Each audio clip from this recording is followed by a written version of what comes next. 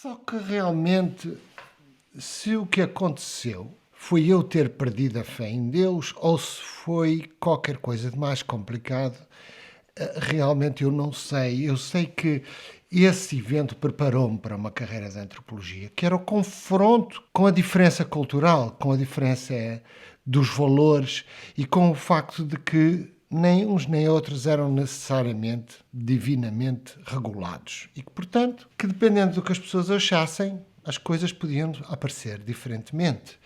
Ora, eu era filho de uma família de protestantes, e filho de um pastor protestante, e essa descoberta foi uma descoberta que me preocupou e que acabou de ter um papel na minha carreira antropológica. Vou-vos explicar a memória mais antiga que eu tenho desse confronto.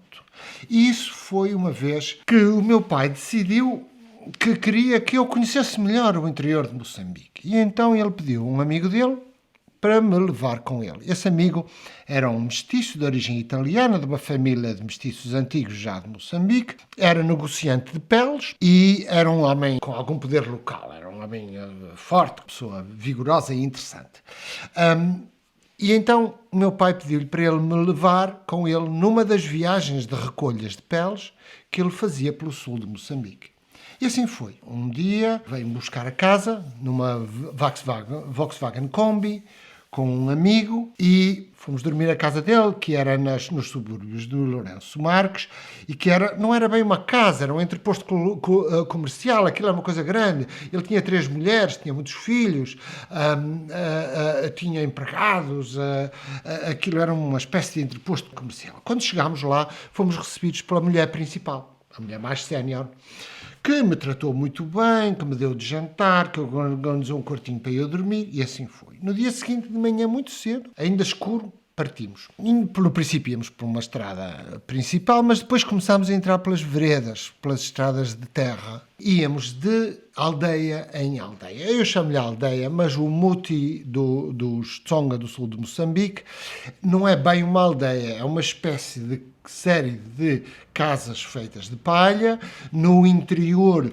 de um recinto circular, rodeado por uma espécie de muralha de espigueiro, com uma entrada pequena para trás e uma entrada grande para a frente, onde está centralmente posicionada uma árvore, que é a árvore dos antepassados. Nós íamos de carro, íamos por aquelas veredas, aquelas picadas, como se dizia na altura, e aproximávamos de um destes mutis, de uma destas casas, os sul-africanos chamam-lhe kraal, e apareciam uns homens vestidos com umas peles, ou talvez até com calções, que traziam uns molhos de peles que eles tinham caçado. O amigo do meu pai pagava aos homens um tanto, e metíamos as peles no carro e andar para o próximo sítio.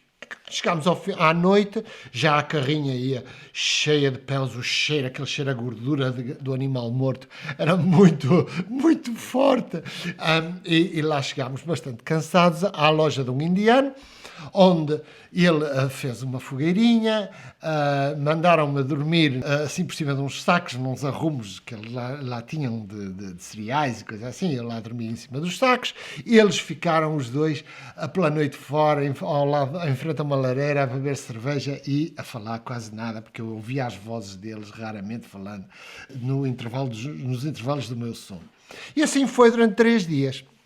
Foi realmente uma experiência muito, muito importante para mim, porque me mostrou a variedade de culturas, a variedade de gente, diferentes entendimentos que estavam em causa ali. E ao fim desse tempo, lá chegámos à casa dele, voltámos, a mulher recebeu-nos outra vez, os filhos tiraram as peles, os empregados arrumaram aquilo tudo, o meu pai veio buscar, eu nunca mais pensei naquilo.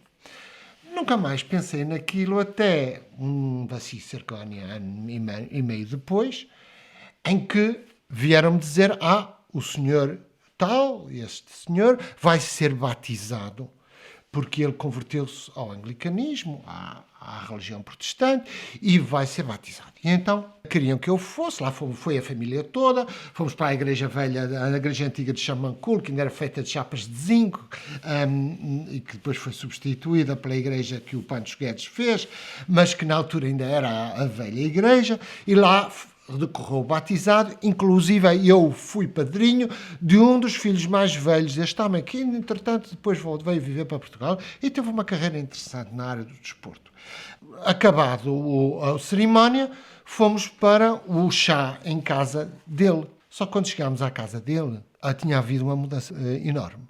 Quem me recebeu à porta, quem nos recebeu à porta, não foi a mulher mais velha, foi a mulher mais nova. Porquê?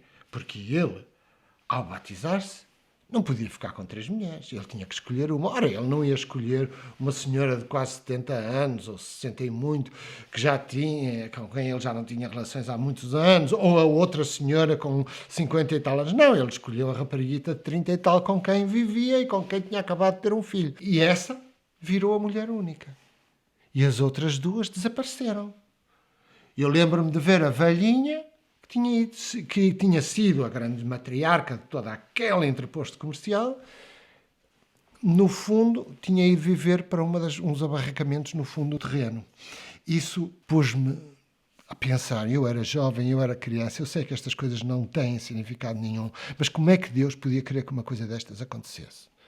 Se houvesse um Deus único, isto não podia acontecer. Haja Deus que houver, aqui havia uma confusão qualquer que eu não estava a entender. E esse sentimento de incompletude, esse sentimento de que a coisa não estava a dar, de que havia uma violência na crença e que essa violência forçava relações que eram eticamente incorretas, eu sentia muito fortemente nessa altura. E eu estou certo que isto está por trás de muita da minha vocação antropológica.